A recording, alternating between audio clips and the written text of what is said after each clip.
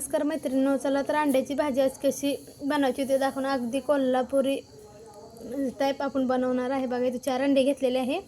इथं थोडंसं खोबरं आणि लसूण काढून घेतलेलं आहे. कोथिंबीर थोडीशी आहे. इथं आपण एक कांदा टोमॅटो बारीक करून घेतलेला आहे. इथं थोडंसं सुहाणा मसाला आहे, हळद आहे थोडीशी 1 चमचा आणि काळं तिखट घेतलेलं आहे चवीनुसार. तुम्ही कसंही वापरू शकता, तुमच्या तिखट कसं खाता त्याच्यावर आहे मैत्रिणींनो. आम्हाला खूप जास्त तिखट लागतं म्हणून मी 2 चमचे काळे तिखट घेतलेलं आहे. चला तर आता ह्याच्यात तेल ओतून घेऊया.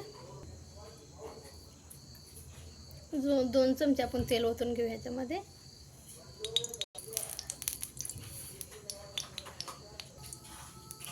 आता आपण ही बारीक करून घेतलेलं टोमॅटो आणि कांदा ह्याच्यात टाकून घेऊया. लाल होईपर्यंत ह्याला भाजून घेऊया.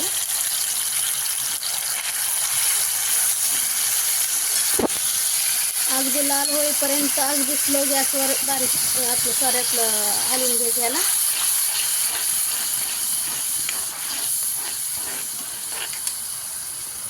जास्त हाय फ्लेम ठेवायची नाही, मध्यम ठेवायची गॅसची.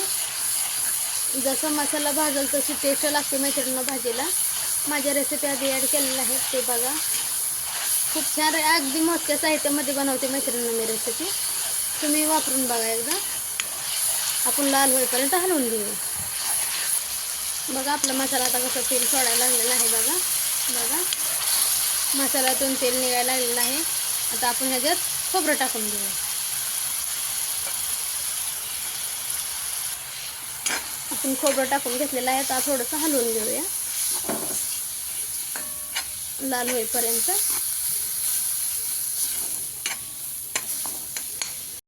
बघा कसा मसाला आपला भाजायला लागलेला आहे. आता आपण ह्याच्यामध्ये हळद आणि सुहाणा मसाला टाकून घेऊया.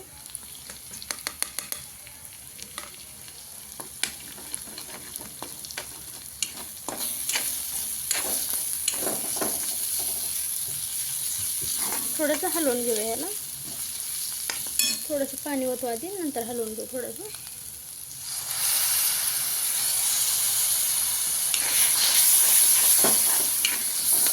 हलवून घेऊया जरा.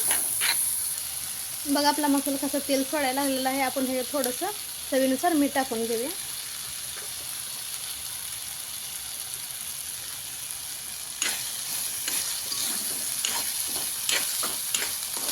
आता काळं तिखट टाकून घेऊया त्यांनी.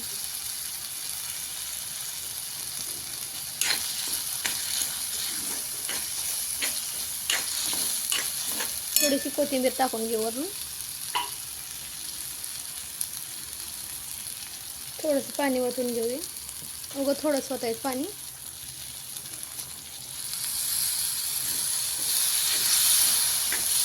अजून थोडंसं ओतून घेऊ.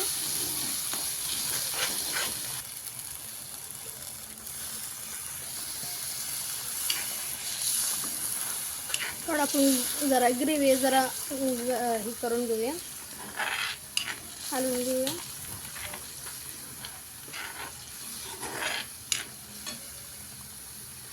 एक 5 मिनटं जरा शिजू देऊ आपण ह्याला. बघा कसं छान शिजायला लागलेला आहे मसाला आपला गिरवी. आपण त्यामध्ये अंडे सोडून घेऊया. आता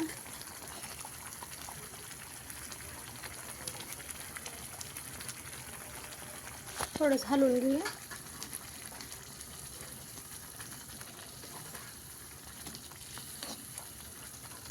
बघा किती छान शिजायला लागलेला आहे आपला मसाला. जेवढं शिजेल तेवढं भाजी एकदम टेस्ट लागते. बघा चला तर आता आपली आता भाजी खाण्यासाठी तयार आहे मैत्रिणींनो. बघा किती खूप छान अशी भाजी झालेली आहे आपली. बघा किती कट वगैरे आलेला आहे भाजीला. बघा घरगुती काळा मसाला खूप छान असतो मैत्रिणी. घरी बनवलेला वेगळाच असतो, चव वेगळीच असते.